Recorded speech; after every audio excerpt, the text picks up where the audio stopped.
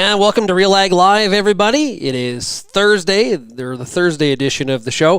Thanks a lot for joining us. I really do appreciate it. We are broadcasting live today on LinkedIn, YouTube, Twitter, and Facebook. I really do appreciate you joining us here today. It's your opportunity to ask questions for me and our guest on the fly. We'll try to get to as many of your questions as we possibly can. Yesterday, we had a great show with Brian Voth of IntelliFarm. We had some great questions. Really do appreciate everybody for tuning in. Today, we're going to talk cattle. We are joined today by Fawn Jackson. She is the Director of Government and International Relations with the Canadian Cattlemen's Association. Fawn, how's it going? Hey, good. How are you? I'm doing good. And there's some things that are looking better in the terms of the cattle market, for sure. Packer capacity this week being one of them. We've had good numbers in the U.S. and in Canada. We're on our road here a little bit to recovery. Yeah, I wouldn't say that we're fully out of the woods, but it seems like we are getting there. So Cargill seems to be moving up from the 3,000 head per day, and JBS is around 50% and moving to 2 shifts. And the East is actually, they've been working overtime, so they are more than 100%. So I think we're on the right track. Certainly, we're still adding cattle to the backlog, but getting there. Yeah, and what's interesting about the difference between East and West, all fall it was the East that had so many struggles and so many concerns about packer capacity. This is kind of old hat for them, so to speak. Yeah, they certainly came into COVID-19 coming out of reduced slaughter capacity, having lost riding regency earlier and just being really stretched for how much they had. So it's really great to see right now that they are relatively current. And we are anticipating that this fall, again, that they're going to have some tight capacity. So hopefully we can help manage that. But as of right now, they seem to be in a better position than others. Fawn, earlier this week on RealAg Radio, we had Brenna Grant from CanFax on the show, and we talked about exports and really kind of a mixed bag. We're down, I believe, on volume 8% as of the end of March compared to a year ago. Value down about 7%, but there are some good spots there too. It's definitely not negative. What was your kind of feeling as you looked at our export numbers in the first quarter? Well, they were, I guess, what we expected coming off of last year. It was certainly a high, and we had an increase of 20% of value, which was many, many years of work in getting CPTPP and CETA and, the further Japan access. And so we had big aspirations for this year, as I'm sure many people did. And then COVID sort of blindsided everybody. So, But there was some shining stars that still have been trekking through. So if we look at Japan, they were still up 20%. So I think that was positive. Europe was actually up 73% in value in March. Of course, those are small volumes into Europe, but still, it's good to see those markets continue.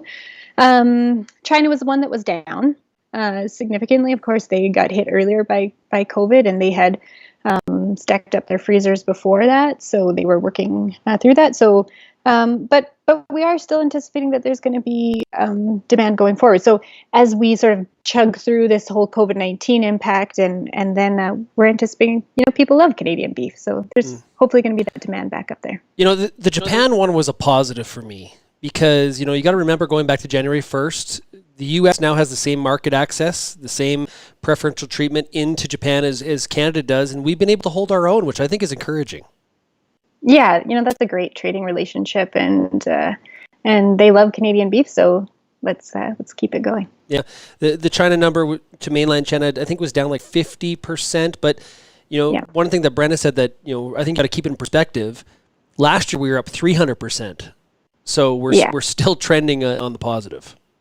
Yeah, certainly trade into China has been up and down over the last year, but certainly with African swine fever, there's demand that's going to continue there. So keep on building it.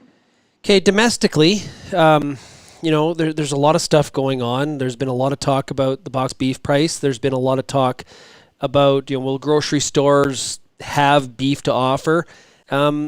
I guess right now as we see packer capacity go up, we're seeing the box beef price start to come down, which makes a lot of sense.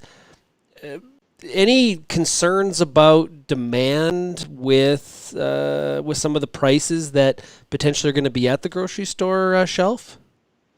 Yeah, so certainly the prices are getting hit from a number of different angles, right? So retail has huge demand, food services down. We had some shortages going on. We had African swine fever. There's, all of these different factors. So I think you have to look at the numbers and sort of go, okay, well, how to understand them. And I think what we've seen is beef is certainly a comfort food and something that domestically consumers reach to. And so we've seen it continue to be strong. Overall, it's only up around 2.5%, but it's something that Canada Beef has been focused on is understanding that people are going to be cash strapped for a while here. And so being mindful about how to position different products in the marketplace. So that's something that we're aware of, but we also know that Canadians and international consumers reach for beef when they're at home. Yeah, and we know that CCA, yourself, have been communicating a lot with government. There was some disappointment in the fact the set-aside was not fully funded, or the cattle price insurance program. That ask really didn't come through. What's the status right now of what the relationship is with the federal government in terms of how is that ask shifted at this point, or are we more now in implementation mode? Yeah, so our ask has shifted somewhat. So at first, our ask was focused on three immediate asks. So one was around the set-aside program, which we did attain the $50 million worth of funding. So that was 60% from the federal government. Our second ask was around the livestock price insurance and helping out with those premiums that really shot through the roof with the impact of COVID-19, because of course the premiums are attached to the futures markets, and the future markets went volatile, so then our premiums went way up. And that's the program that most beef producers use as our price or our risk management program. And then our third was around the advanced payments program, things like taking away the $3 million cap, making more money available to borrow interest free. So those were our immediate asks. And then, of course, we had longer term asks around business risk management programs in general, like agri stability and how to make that more available to beef producers. So, at first, I think, to be quite frank, we were frustrated on a couple of fronts. It took some time to get that funding announced, and we had been saying right from the very start of COVID-19 that if a packing house, if our packing capacity is reduced, this is what we need to do. We've used it during BSE. We know that it works. Let's get a set-aside program up and running. Of course, negotiations between the federal and the provincial governments take some time, and so eventually it did come forward, and now we've seen Alberta step forward with some funding, as well as Saskatchewan step forward with some funding. On the price insurance front, our ask remains similar in terms of helping out with some of those really expensive premiums that came forward, but we've really zeroed in on Eastern Canada needs a price insurance program. So the Atlantic provinces don't have livestock price insurance. They don't have RMP, which is what Ontario uses. They don't have ASRA, which Quebec uses. So they need a tool, and they don't have one. So let's get one in there right away.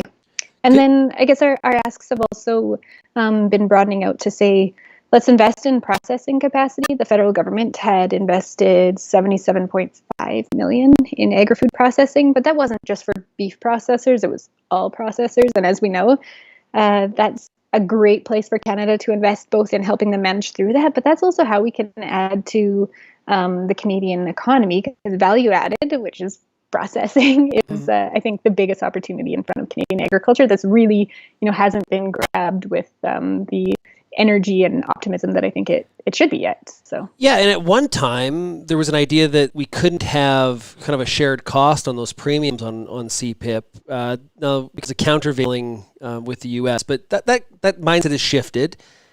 I was surprised by that kind of there not being more uptake from the federal government on that. Was there any reasons given as to why a national kind of insurance program that would be co-funded between producers and the government, similar to like a crop insurance is? Why was there not more uptake there? Yeah, it's certainly been one of our arguments is that this is such a great program. It's financially sound. It's very little drain or pressure on taxpayer dollars because it's really funding itself. And so I think that's one of the things that we're going to keep on asking is let's move this forward because it's certainly a great program. And I think post COVID-19 might be a program that others look to say, oh, how does that work? Because clearly it works really, really well. Yeah. Okay. Let's about the price insurance program. Obviously, CCA is trying to get that information out in front of as many growers or producers as possible, so they understand what the opportunity could be for risk management. As obviously, not to say that we're going to have this kind of variability, hopefully not in the coming months or year, but I think we've learned something here from this huge price drop.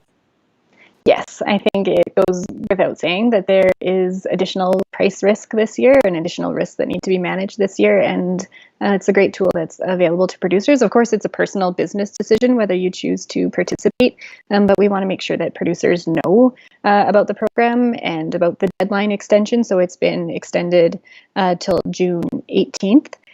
So certainly I would encourage everybody to take a close look at it and see if it makes sense for their operation. The beef market kind of went in a bit of a swirl, I think, on Twitter and phone calls and emails, and quite frankly, even people were in the room at the White House when President Trump discussed this week that he sort of provided some instruction or brought it up with USDA Ag Secretary Sonny Perdue right in the middle of the announcement on the CFAP program. Said that maybe we need to look at all these cattle that are coming into the U.S. The U.S. has a lot of, I'm paraphrasing, but the U.S. has a lot of cattle already. Why do we need them coming from other countries? He did sort of put forth a disclaimer later on saying that that didn't necessarily apply to his allies. What was CCA's sort of immediate reaction in their statement afterwards in regards to those comments? Yeah, so we certainly reached out to get further clarification, and we have some staff down in Washington that works on our behalf, and we work closely. So we did reach out, and I think what we've heard is that Canada and Mexico and USMCA is going forward, and it really is a good deal for Canadian and American and Mexican cattle producers alike. So, we don't really have any worries at this time on that front. Yeah, it's not like some people jumped right away to he's ripping up the USMCA. I kind of took it as my first reaction was he might have meant he said cattle, but he might have meant beef. NCBA right away jumped to Brazil and some of the imports from a foot and mouth perspective. They're a little concerned about that. I just think it's one of those things where in a week or 2 weeks, hopefully, it's sort of forgotten about and really a non-issue. Yeah. I think beef trade is complex, and particularly for somebody who doesn't have it, isn't talking about it every single day. So, of course, all of us want to make sure that the beef that's coming into our countries is meeting our standards. So perhaps that's what he was referring to. But certainly, I think we're always staying in touch with the U.S. because they are our biggest trading partner, and it's the biggest two-way beef trade in the world. And it's something that I think really makes us both, all of North America, so competitive on the world stage, is because we're so efficient, and that integration is so key to it. So. Now, Canada is working on a free trade agreement with South America, including Brazil. Do we have the same concerns as NCBA brought up in terms of foot and mouth disease and importing of Brazilian beef? Is that something that we've been talking to the federal government about? Yeah, on the Mercosur, that's a trade bloc in South America, which includes countries, Paraguay, Argentina, Uruguay, Brazil. And we've been clear that there could potentially be implications there, and that would have to be very well understood. And I think that we would want to see it tackled from a North American perspective, not from a country by country perspective, because certainly our markets are very integrated, and so we'd want to have those conversations at that level.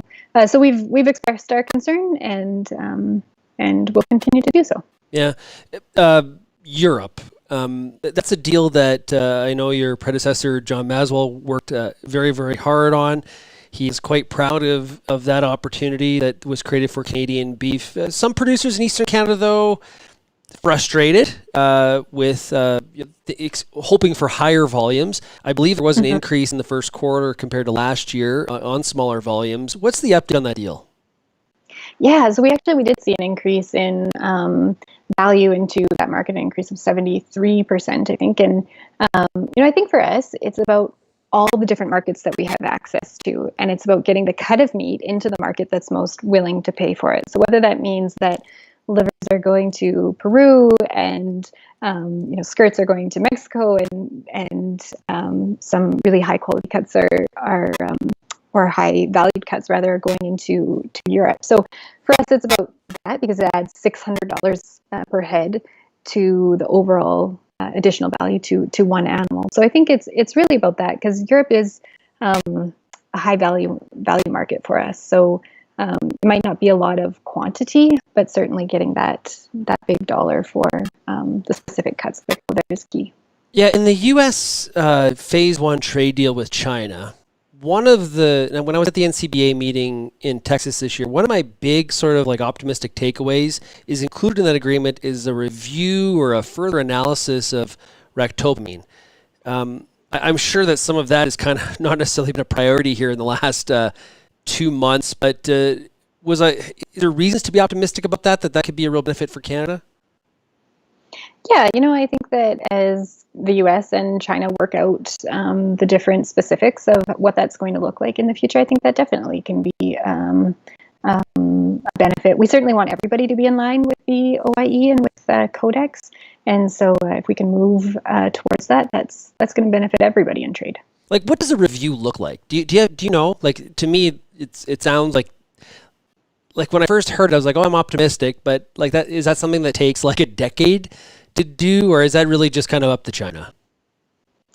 Yeah, I don't know if I know the exact answer to that, but I know that certainly on both sides, they've been very committed to the trade. And, even throughout COVID-19, I think you've heard both countries continue to commit to that. So I think we'll see movement on it, hopefully sooner rather than later. Okay, well, that's positive. I think that would be a real bonus for Canadian production for sure, especially into China.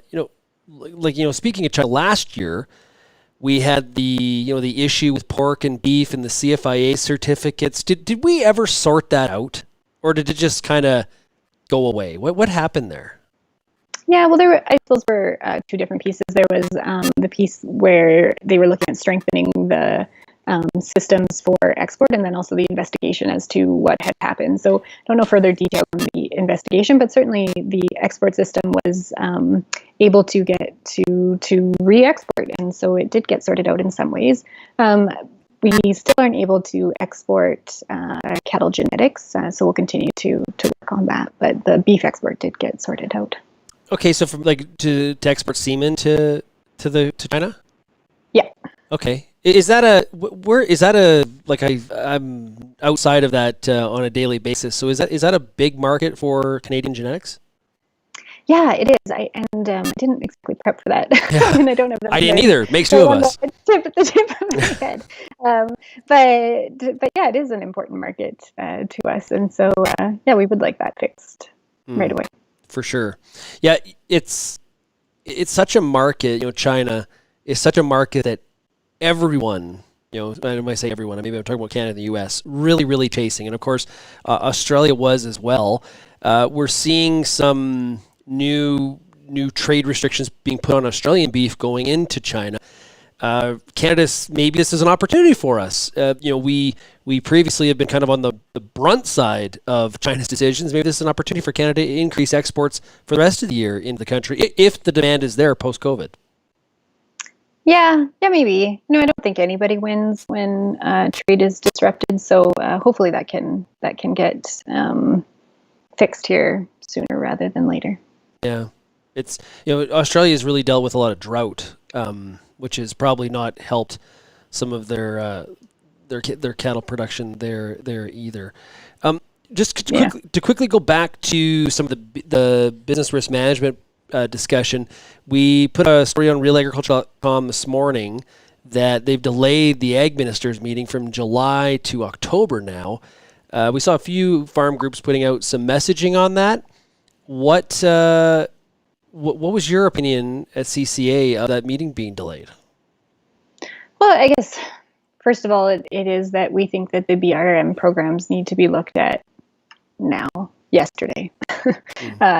Those programs have some serious challenges, and I think during COVID, it's proven just how important those are, because our producers need to have some security in place and some different programs. And we've been communicating for a long time that AgriStability has overall very low participation, and then extremely low beef producer participation. So we're not saying that it's not a valuable program, but as it stands with the cap that really impacts feedlot producers, with the reference margin limit that impacts the cow-calf producers, that's not our program that we lean on first and foremost. So if this means that that's going to delay those conversations, I think that's really serious, and that's something that we should be figuring out how we're going to work around that. Because certainly the conversations back and forth between the provinces and the federal government, they're important, and they need to happen, but they can't unduly delay what needs to be done. Yeah, and some people have said to me today that, hey, Shaun, don't worry, there's having a lot of discussions behind the scenes. That sounds great, but it's not like the meeting, so to speak. And I think some people are alluding to those weekly COVID-19 calls that the federal has been doing. Those don't necessarily count for BRM discussions, do they? Unless a decision comes out. Yeah, okay. I suppose. I think for us, that's what we want, is we want a decision. Yeah, no, that's good. Good point. Lindsay asks, are we going to see more smaller processors out of this, Fawn? Yeah, I think that's been a big conversation that has come out in sort of the general media. And first of all, I would like to, say that our big processors in Canada are part of our advantage that we have here. We're able to export. We export 50% of our product, and those companies certainly know how to do that and how to do it very efficiently. And so, I think while there's challenges perhaps with not having more competitors in the market, there's a lot of benefit to those companies. Will there be smaller processors? I think we're all interested to see what's going to happen. There's certainly been a local food movement, so that might require some more nimbleness that perhaps leans itself towards smaller processors. But to me, I think competition and efficiency and all those things need to be taken into consideration when people are making business decisions on what type of a packing plant they would invest in. So yeah, the other thing I've heard from some people is that, okay, there's the packing plant, but it would be really interesting to see if we see this like spark in like sort of those craft butchers, like sort of the local butcher shop, where they're buying like the side and they're doing some of the fabrication things like that themselves. That's another thing we could see kind of spawn out of this. It'd be really interesting to sort of watch. And nobody knows. We'll see if the market develops that way, but that's a really interesting sort of stuff. It's going to be interesting because also people are going to be strapped for cash. And so, I suppose that leans towards the efficiency side versus that. But yeah, I think in cities that we have seen more of those craft butchers coming forward. And for us, I think it's always cool when people connect with their food in a different way. So both systems have great value. I should have asked you this earlier. So we're seeing in the U.S. a push by who brought forth the bill? It was John Tester out of Montana and Chuck Grassley out of Iowa to make. It's called the 50-14, I think, where they want to make a 50% cash market where it's like mandatory. Has there been any discussion in Canada about that, or the CCA? Is that something that producers are talking about here? We've got obviously a lot smaller industry and two kind of main packers for the most part. Do you guys have a position on that? Well, I suppose in terms of we're always looking at how to make sure that we have enough data so that there's transparency. But I think we also need to make sure that producers are able to choose which tool they want to use to market their cattle. So, I don't have a lot of detail on that at this time, but it's certainly a conversation that's happening in south of the border as well as in Canada. Yeah, for sure. Hey, Fawn, this has been fantastic. I really, really do appreciate it. I know for some of you we had some slight sound issues. I apologize. I'm trying to do the technical side and do the interview at the same time. I'm not sure exactly, but I really do appreciate, Fawn, you joining us today and everybody for tuning in to RealAg Live. Great. Thanks. Take care.